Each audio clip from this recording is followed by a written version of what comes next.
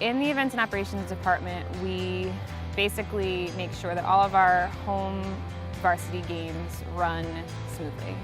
Our events team is responsible for the management of all of our internal and external events.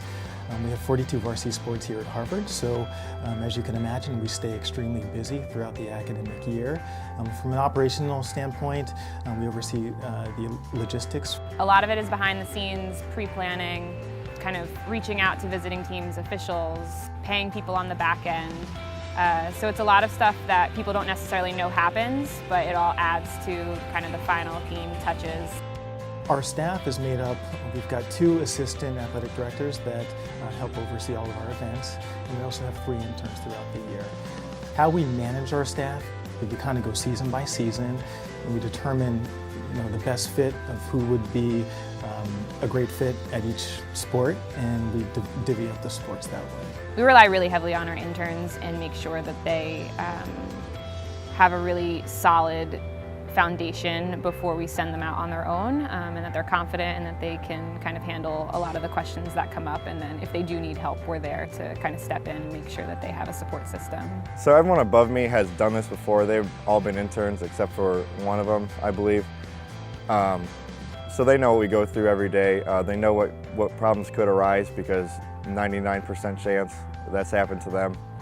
And they always have our back. The game day responsibilities, we make sure that the field setup is done and that appropriate signage is out, so that includes kind of parking signage and fan signage and things like that. Once we are done with that, we make sure that the visiting team locker rooms and the officials' locker rooms are set up.